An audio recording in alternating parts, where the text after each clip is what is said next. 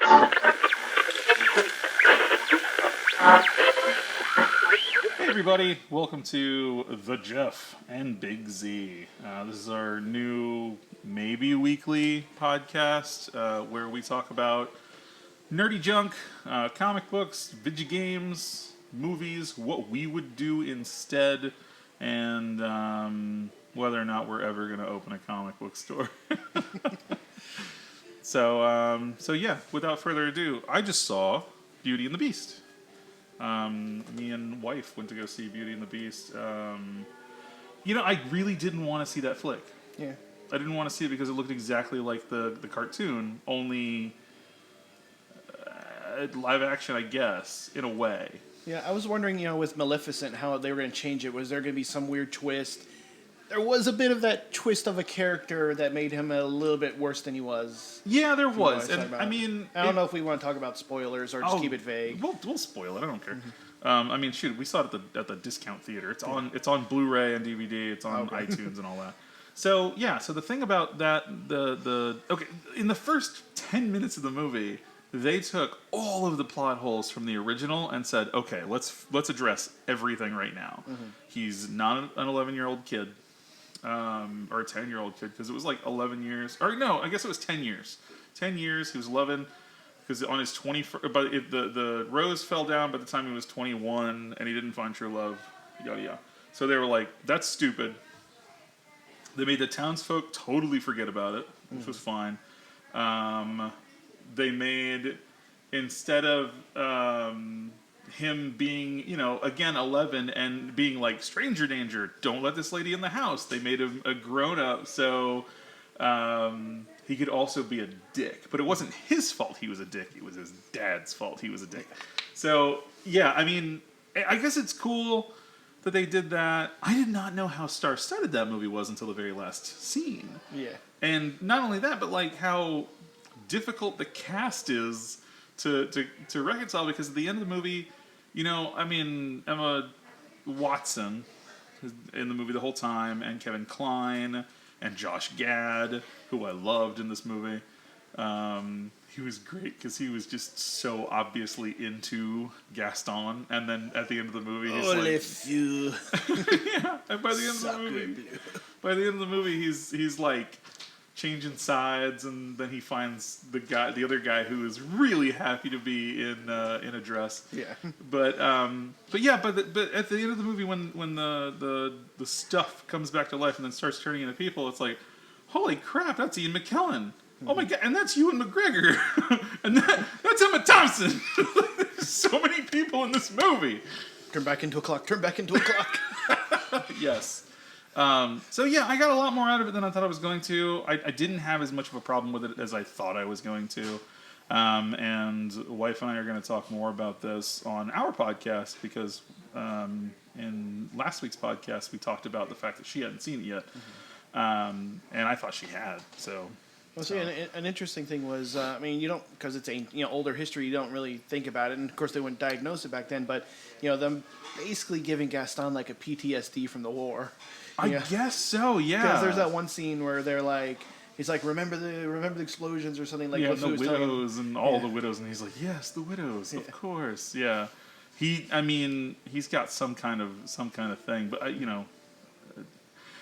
So the other thing that was weird about this movie was we already had the intervention of the old lady at the beginning, who's actually hot and magical, and then throughout the movie, like, she's still around and she's still kind of, I don't think she's pulling strings, but I honestly think that at the beginning of the movie she had this outset plan, the rose is gonna fall, everybody's gonna whatever, but time seemed to be different for the townsfolk too, because we don't know how long the Beast was the Beast. Yeah. But when everybody wakes up and then the townsfolk are like, oh my gosh, that's my, like the one, like Mr. Potts was just like, that's my wife and my kid. I forgot about them. Well, another thing I was thinking of while watching the movie, when Be My Guest starts up, you're like, I'm still thinking like, where's all this fresh food coming from? I mean, only the beast is really eating. Right, yeah. I mean, there's some weird magic in the castle. Like, was that because of the curse? Like that book he had that lets them travel through time and space? Yeah. Was that part of the curse?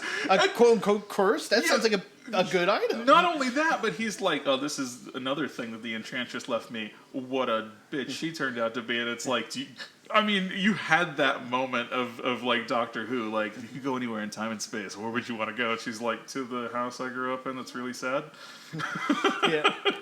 And you bring items back, too. So, I mean, it's not like you're visually seeing... No, you literally... Yeah. It's not like you've been there the whole time and it's something you could never touch. Like, if you could go anywhere, but you could never actually be there, sure, that's kind of a curse. It's called television. Yeah. But, the fact that she was actually able to pick up an object and take it back with her, like... and at the end of the movie, after the curse is released and everything, you see... the witch lady, or the enchantress or whatever, and she looks at Maurice and gives him a look, and it's like, has this feeling, it's like, was this set up? Was this like arranged marriage? They're like, all right, Belle's not going to go for anyone, but we got to do this really convoluted thing to make her fall. Yeah. Well, I mean, not only that, but like, so the thing that I've always had a problem with, even with the original, like, don't get me wrong, I love the original. And I love the original movie, but the thing that I've always had a problem with is he turns into a human. Mm-hmm. And everybody's just like, cool. Especially Belle, who's like fallen in love with this guy who happens to be a beast. Mm-hmm. But like, even so much as I noticed in the movie, in the painting of him as a little boy and as the beast, he has blue eyes. And then when he turns back into a man, he have green eyes. The blue eyes white dragon. The blue eyes brown badger. Like she's confronted with this guy who is this thing that she sort of fell in love with or whatever, but it's a different guy, Mm-hmm. And we even as the audience have gotten used to this guy for the last hour and a half. He's got horns and big teeth, mm-hmm. and he's actually pretty cool. Mm-hmm. And now he's a dude. Yeah. That's cool, I guess. So, yeah, I mean, there's a payoff for the story. There's a payoff for the beast, for sure. Mm-hmm. Did he have a name? I want to say they said his name, but I don't remember. I think they said his name in the original. Mm-hmm. Well, in the original, it's Adam. Is it Adam? I want to say it's Prince Adam. Okay, yeah, because I don't remember any other. There's Prince Eric and then Prince Charming guy. But at any rate, he's French. It's Prince Charming. Charming. Charlemagne. Well, no. Prince Charming was with Snow White, and that was a German story. So, Charmaine. So you're saying her name after the marriage became Snow Charming? Snow Charming. Oh, she is Snow Charming. Snow Charming. But yeah. I guess German. I don't know how to do it German. Anyway. So, the Germans. Yeah. We like the Germans and the Snow White. But anyway, so yeah, it was a decent flick. I didn't expect to get as much out of it as I did. I mean, you don't really get anything out of it. It's a movie. Mm-hmm. It's not a triathlon. But I mean, it was a lot more entertaining than I thought it was going to be, and I'm actually pretty glad that I saw it. And I fought tooth and nail to see this movie, and we'll talk about it some more on Wife and Big Z. Because Wife really liked the movie. Now we have to go see Wonder Woman, which Wonder Woman was awesome. Yes, I want to talk about Wonder Woman. Well, since you haven't seen, I don't know if it's really like spoilers, but there's interesting. There's a fan theory that they've introduced something else for the DC universe in this movie, like another villain down the road. Black Adam? No. Okay. So you have the Poison girl that works with the German Nazis. Yes, Dr. Poison. They're not Nazis. It's World War I. They're just Germans. Yeah. And but she basically she introduces this chemical she gives to a general that when he inhales it gives him enhanced strength and agility. And she does poison, so who knows if later down the road it becomes more stronger, like a venom. Oh, what? So it's a theory someone came up with. That would be interesting. That would be interesting. It's interesting that, and another thing you don't find out till later is they also introduced a demigod in the movie. And you don't catch on to this at first, but apparently, I don't remember too much of the movie for the scene, but I read about it. She doesn't talk to anybody until she meets this Indian-like guy, and he's the only one they don't subtitle what he says. But they have a small conversation. Apparently, he is actually an Indian demigod. Oh, okay. That's interesting. So, they always hide like these little things like, did you notice that hairpin in scene 5? Right. That was actually the original, That's stuff like Martha. that. That's Martha Wayne's actual hairpin from Martha. Martha. Okay, and that is the only one and only time that Martha is going to come up on the podcast because that's something that's played out. Now, could Miss Stewart take out the Batman and Superman? Miss Stewart. Martha Stewart. Oh gosh. Oh. All right, we're done with that. Walked into that. I walked straight into that. Okay. Yeah. So again, Wonder Woman was just such a good movie. I could do a whole episode on Wonder Woman. Because it was not just a great flick, but like I went to go see it with Unit 1 and Unit 2, and those girls loved it. They were like walking out of the theater like putting their hands crossways and being like, "Whoa, Wonder Woman!" So, they're throwing up W's. It's not West Side. It's like Wonder Woman. Wonder Woman. You gotta like put your hands together. I can't even do it. My carpal tunnel. I guess that's it. In Texas, this doesn't mean West Side. It means Whataburger. Oh, sick! Yeah, I could do that. Sort of, if I could figure it out. The double Vulcan. Oh, double. Crust. Damn it! I can't. It's my hand. Anyway, well, I mean, Vulcan. Chris Pine was in Star Trek too. Mm-hmm. He died. Yeah.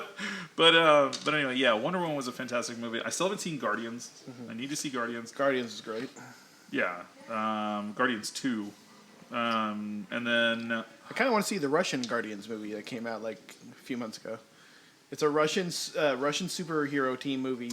I heard one about guy turns that. into like a werewolf with a minigun, and the other guy goes like super fast with blades, and I don't remember the others, but it seemed interesting. It's like Russian Avengers, I guess. There's actually a really great Russian movie series I love. It's based off a book series. It's called Day Watch and Night Watch. They haven't made there's 2 more books. I keep hitting my mic. There's 2 more books in the series, Twilight Watch and don't remember the 4th one. I haven't actually read the books, but I love the series. Mm-hmm. It's basically almighty forces of evil versus almighty forces of good. Been battling over the years, and they're all trying to get like this ultimate item to like turn the tide of the war. The MacGuffin. Yeah, that's cool. Speaking of MacGuffins, what about that? Have you seen Transformers? No, I haven't seen Transformers yet. That's it. So my guilty pleasure list is Transformers, Cars 3. And there's another one that I really want to see. That's so. Oh, I still want to see Power Rangers, which I haven't seen either. Now, I've barely touched a lot of the Michael Bay Transformer films. I've seen all of them. I love the original Transformers and everything. I saw the first original cartoon or the original movie? original cartoon. Okay. I saw the first movie. I originally hated it. Recently, I rewatched it, and I said, other than the fact that most of the humans are complete morons and shouldn't be in this job, useless, yeah. It's a good movie. It is. The second movie, I only seen parts of it when it was on TNT. Don't watch it. The third movie, I've seen like maybe 5 minutes of it. I haven't seen all of the third movie. I skimmed it on Netflix. I was just like people, robots. People, robots. And Fourth movie, I haven't touched. Fifth movie, I saw 2 of my friends say give bad reviews on Facebook. I was like, yeah, I'll watch it. I actually liked this 5th movie. Did you? Besides the fact that some of the humans are just complete morons. Like, the head scientist guy from NASA is just like a hipster. Let's poke you with a stick. Pretty much. I mean, you're just sitting there like, no one in that position would use that kind of lingo. And yeah. I mean, wow. Did you ever see like the Ghostbusters remake with the principal of the high school. Oh, no. That's just how bad it felt. It's like, how do you get in that high of position and you are like that? Who knows? No. I did recently think about it. The designs of Michael Bay's Transformers, I never really liked them. But I thought about it. It's more function over form, I would assume. I guess. I mean, you think robots, you think cool forms, but his are more functional. Yeah, if it was a real life thing, they're also supposed to be semi-organic. Yeah.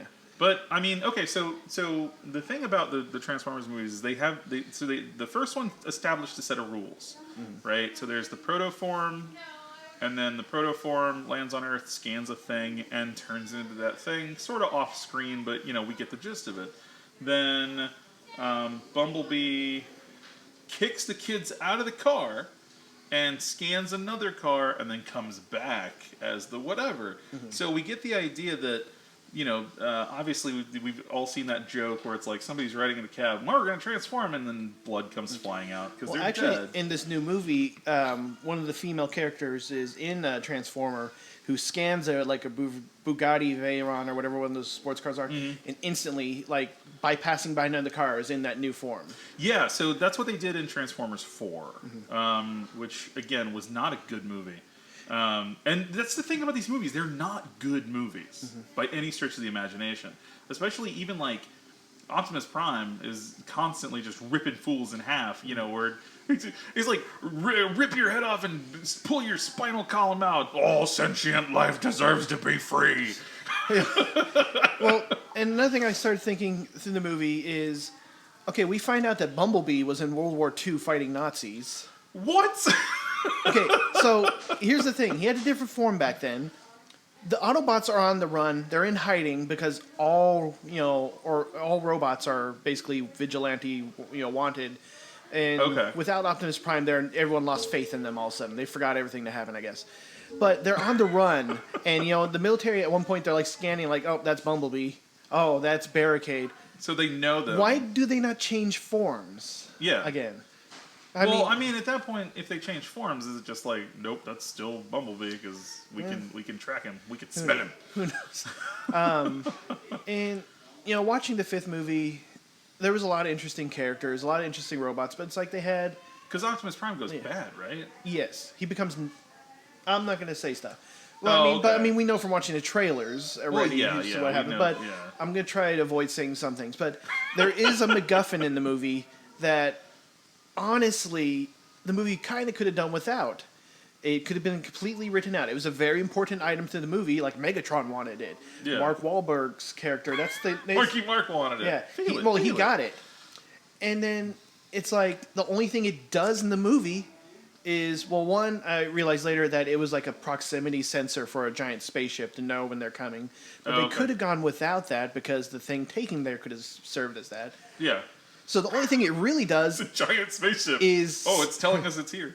Is it summons him a night sword to stop a giant robot sword once, which would have broke every bone in his arm. Right. And then he throws it to the ground and you never see it again. Nice. Beautiful. And then the thing I hate about it is there's like so much forced sexual lowbrow jokes in this movie. Yeah.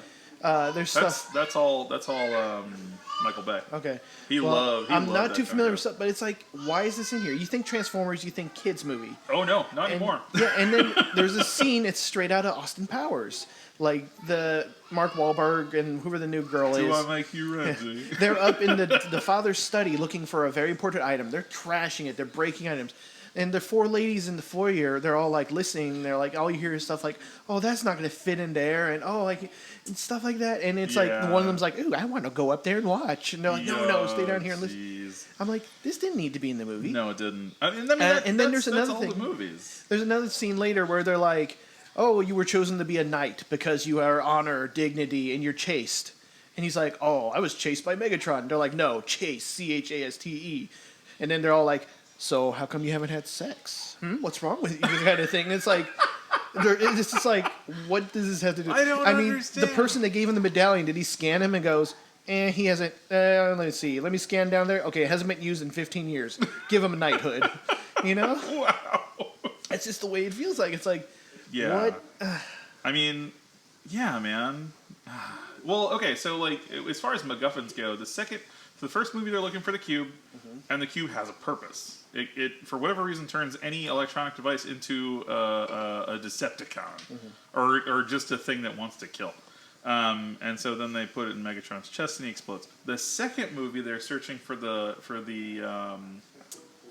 what you call it, the power Matrix. The Matrix of power, which ends up being some weird like cone thing, and then it breaks. And then Sam collects as much of it as he can, which apparently was all of it, and then it turns Optimus into the leader, even though he's already Optimus Prime. Yeah. Then in the third movie, they're looking for the Stargate keys. Or the Space Bridge keys, Stargate. Space Bridge, Stargate, you get the gist. And so then, in the fourth movie... Oh, so the fourth movie doesn't have a MacGuffin per se, but like the U.S., I guess this tech company, it has created this synthetic transformer material called transformium, and it can go from anything to anything. Like at one point, one of the guys is holding a Rainbow Dash plush from My Little Pony, which we saw the trailer for the new movie, and it's the trailer is trash. Yeah. They put that thing together in a weekend. Yeah. Anyway. But he has a My Little Pony, and then he turns it into a machine gun. And like literally all the robots that they create, the way they transform is like they're a car, bunch of white cubes in the air like a mist. They're a robot. Like no actual transforming, even Megatron. Yeah. And then I guess by the fifth movie they forget about that because Megatron A has a different form. Why not? And B transforms like normal. Why not? But whatever. And yeah, I've seen reviews of this movie. I still haven't seen the flick. I still want to. Yeah. Well, see, this movie, I'm thinking like through the movie is they're all after Merlin's staff, which has a different purpose also. Also, by the way, back in the past, Merlin was just a drunk guy and was a liar, chronic liar and stuff. It's like, you didn't need that. Sure. You need this. Yeah. There was zero purpose to adding that, but whatever.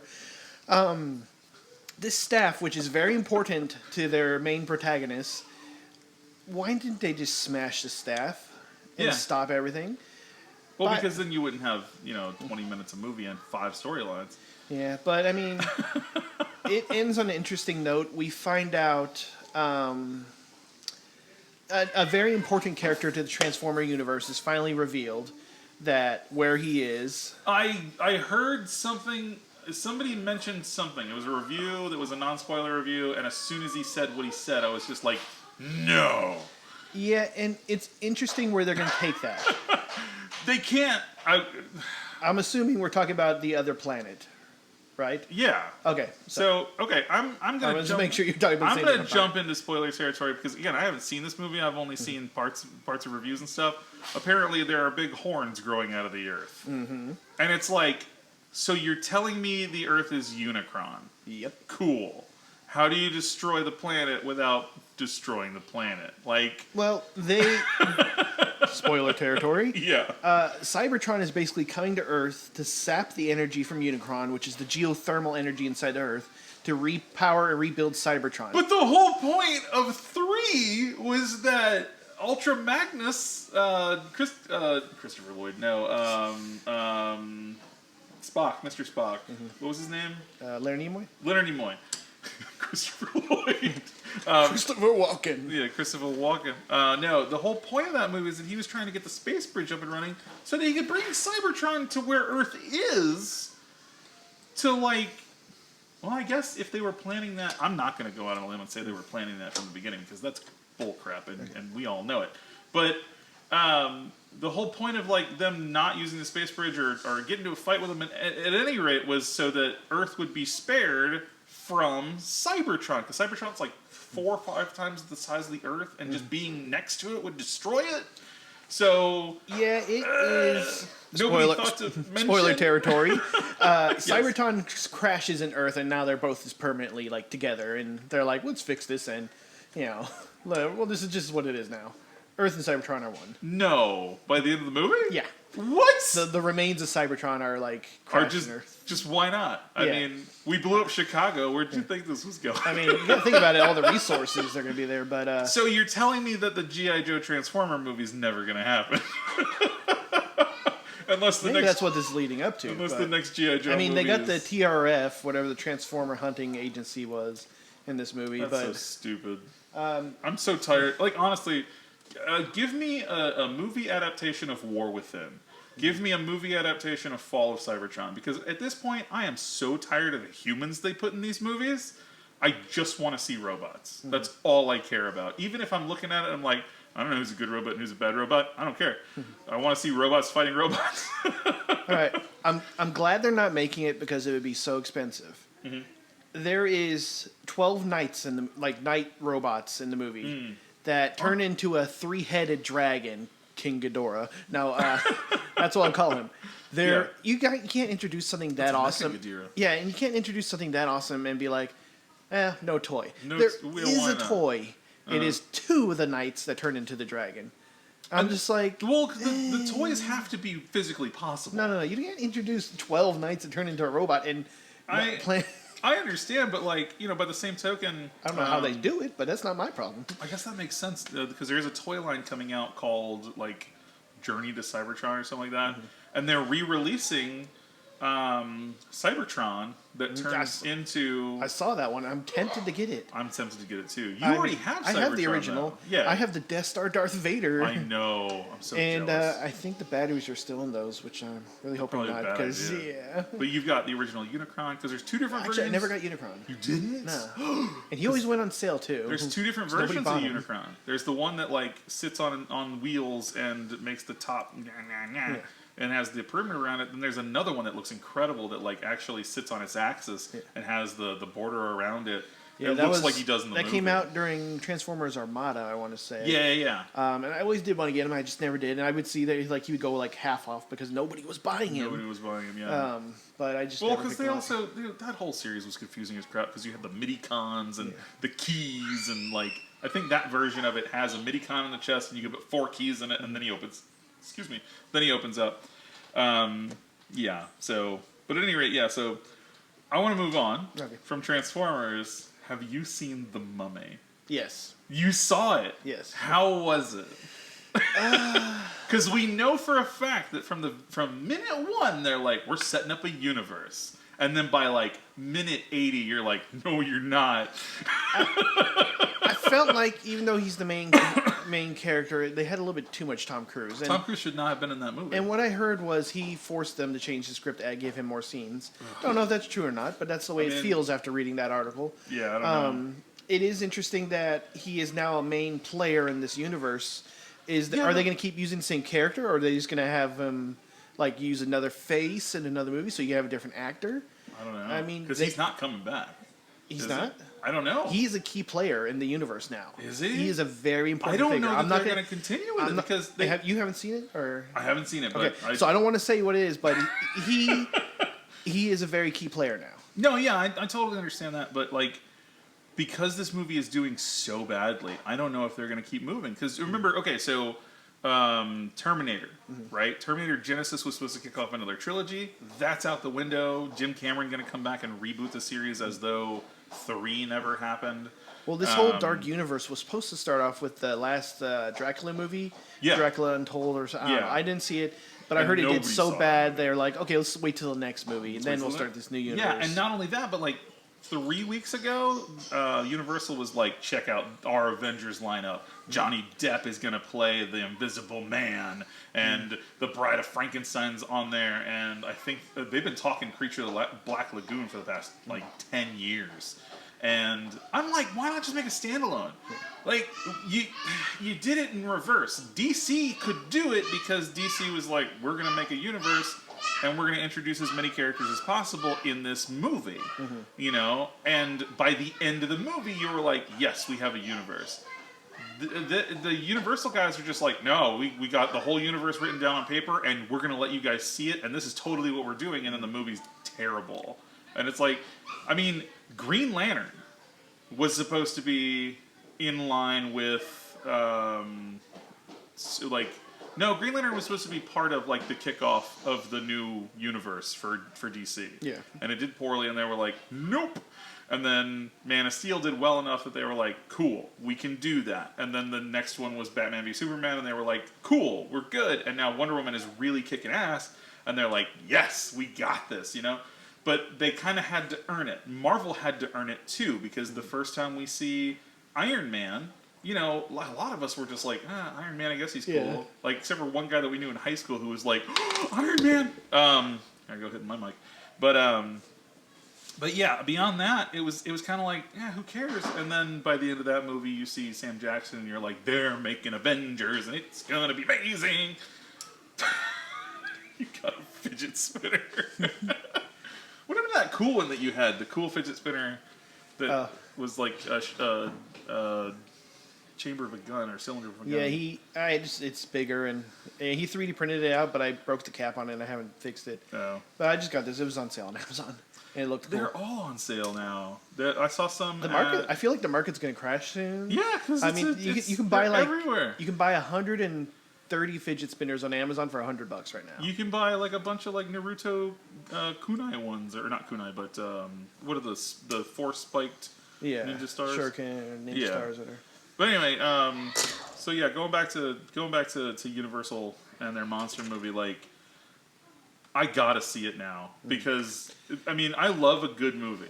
I love a good movie, and a bad movie is okay, but a movie that's so bad, you gotta go see that movie. Like I think this is one of those movies that it's probably gonna make more money on the home video market because of how terrible it is, and everybody can Mystery Science Theater 3000 the hell out of it on their couch and be like, oh my god. Now, there was, to my knowledge, at least one reference to the Brandon Fraser Mummy movies. Really? Around halfway in the movie, there's a part where the female character, the scientist, whatever her name is, she wasn't that big enough in the movie, I guess, for me to remember. It was a few weeks ago since I saw it, but she grabs a book to hit someone on the head. It is the Book of the Life from the Mummy movie.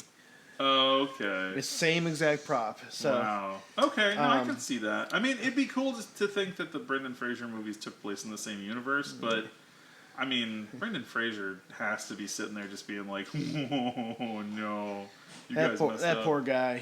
I've followed loosely what's happened to him since the movies. He's going into. He was going to be he has been in a Bollywood movie. He's apparently like becoming a international player. Which is totally cool.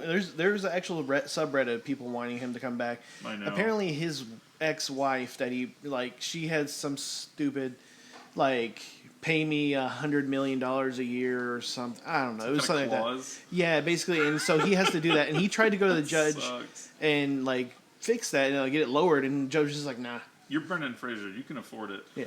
The thing is, he's barely been doing anything, and I think because he's made a lot of really bad cameos. He cameoed in the first G.I. Joe movie.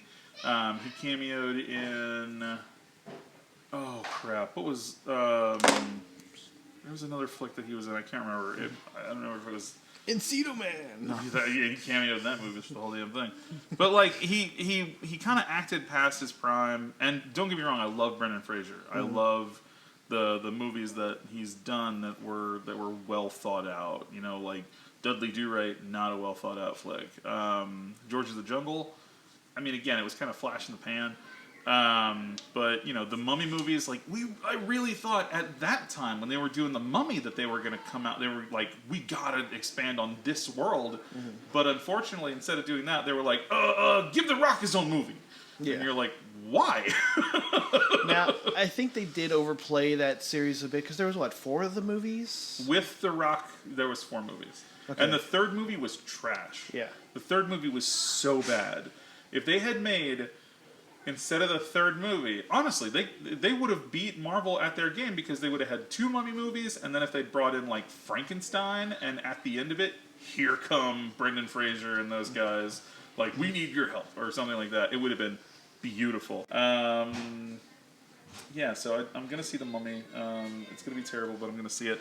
I can't think of any other movies that are out. Valerian and the City of a Thousand Planets. That movie looks so good. I've only seen one trailer. It looks interesting. I don't think I'm going to rush to go see it. I'm going to see it because it's Luc Besson. So I mean, that's tempting because Luc Besson does. It's like if The Fifth Element came out of a hose, and for the last 20 years, 30 years, someone's been sitting on that hose, and they're like, oh, my bad. And then this movie came out of it. Because it's super concentrated. All of that. Everything you love about The Fifth Element, it is that thing. So that looks really good. We were talking about Horizon Zero Dawn earlier. Oh, yes. Yeah. So something I wanted to talk about Horizon Zero Dawn. They got a new DLC coming out, which is really exciting. I'm super excited about it. Now, when I first saw the trailer for it, I saw that that water, the colored water lake of steam, and I was like, oh man, we're going to Yellowstone? I didn't know there's actually a place in Utah that has that in it, and I was just but so I'm like, I'm only halfway through the game, but I'm like, how much of the world is frozen? Is it just? I mean, it's a big chunk of the world is frozen now. Well, I guess I'll find out. But yeah, weather is not what it used to was, because there are desert lands and you got to think of that whole game as kind of a densely condensed version of like Colorado, Nevada, that kind of stuff, because the game takes place in Denver for the most part. And what's funny is like, so I love that game, and I love the fact that you're fighting giant robot animals. But I would love to see, like, I would love for someone from Acclaim, if Acclaim still exists, I don't remember, but it's someone to essentially dig up the Turok license and make a game that was just like that. Like, give me city, like, weird alien cities or whatever, because the original story was that they were in the essentially the land of the lost, not exactly, but they're in the Hidden Valley. And eating ranch dressing. No, what the hell was the name of the? I don't remember where they went, but they went to a place where the dinosaurs still existed. Turok, son of stone. Turok, dinosaur hunter. Exactly, and so Dinosaur Hunter was totally different because Joshua Fireseed lived in the real world, and then he could go to the lost land, the forgotten land. I just had a sick idea. What if The Last of Us happened in the same universe as Horizon Zero Dawn? And so basically, after humanity starts to recover, that's when they start building the machines, and then that's when the machines take over, and it's just like, everyone's like, really? Apocalypse again? More of this. It almost could fit with the timeline. It almost could. I mean, especially the aesthetic, although the aesthetic of well, I mean, even the gameplay of The Last of Us is so... it's just so like, you took a step around the wrong corner, now you're dead. Yeah. You know, as where Horizon is like, I jumped off a cliff. I'm probably gonna live because I have sick ass armor on. You know, they're totally different. That's the interesting thing in that trailer for the new DLC was it was shown that Aloy has the endgame armor already. Well, yeah, because it's like a continuation. Yeah. So it's like, does that mean you have to get that armor to survive? Because I heard getting that armor makes the game pretty easy. Like, don't even have to try. I would imagine that because the stuff that you're fighting in the game kind of levels up with you. Like, it's never an easy fight, except for maybe the Watchers. But I would imagine that where you're going, like that big fight that you have with, I guess, you haven't gone there yet. There's a big fight that you have with a behemoth, and you don't have anything. Armor, arrows, hardly anything. And, you know, 1-2 hits, you're done. And then eventually you get your armor back, but you gotta, like, on the fly be crafting arrows, and I'm running out of stuff. Because I didn't know there was an event happening. Yeah. Like, idiot me, who's played video games forever, was just like, oh, neat, a convenient place to buy arrows. I'll buy a few. Yeah. Not realizing, like, this is your last chance. So yeah, like, I'd imagine that in the Winterlands or whatever it is, it's not like WoW, it's not the Hinterlands, but hunting dinosaurs in a winter wonderland. Robot dinosaurs. But I don't think that it's going to be an easy place. Because the animals were purpose built for the environment they were in. This is a much harsher environment, so these got to be much harsher animals. Like, you look at the glint hawks, and, like, you know, those things are a pain to take down. Then you look at, like, the giant hawk, the storm hawk, and it's like, I don't even want to fight this. Yeah. Let alone try and take one down. And you gotta wonder what's gonna be the big final fight if we're in that volcano-looking mountaintop. Like, there's something that made the T-Rex scared. Yeah. Yeah, absolutely. And T-Rex is like Apex Hunter, like. Yeah. You know, even the Deathbringer mechs you fight are like. Honestly, yeah, the Deathbringers are easier to take down than the Thunderjaws. The Thunderjaws on their own are like, I could die. The Deathbringers are like, if I stay in this one spot, it will totally forget about me, and then I'll hit it again. And after fighting Thunderjaws for a while, I find them a bit easier. I just like knock their cannons off and then shoot them with their cannons. Yeah, once you get the feel for it, pretty much anything in that game is a lot easier. And again, once you get that armor, it is kind of a cakewalk. But I do like when you went to the final cauldron. Like, oh god, I haven't got. Cauldrons. I've done 3. Okay. The final cauldron. Okay, so you know every cauldron in the game you go into, and it's like you got to navigate the cauldron, do all this stuff. No, the final cauldron that you can go to, Zeta, or I think it's Cauldron Zeta. It's literally you walk in, go down a ledge, boss fight. Like they're like, you've done this enough. Let's make this easy for you. Yeah. And that one, there's the Thunder Jaw there, and I'm like, after watching some YouTube videos on how to kill them fast, I was like, well, you're stuck in there until I do the thing. Let me place all my traps right here. I did that one. And one. Half his health was gone. Like I placed all of my traps, but I didn't give myself an avenue. So I placed all of my traps and then took a step back and died because I stumbled into my own traps. I never got the pickup trap perk. Like I just didn't do it. So like I would lay traps everywhere and then be like, okay, flip the switch. He comes out, boom, boom, and then I jump down and boom, I'm dead. And I'm like, damn it. All right, so yeah, that I still think that a Lincoln, stop it. It's my dog.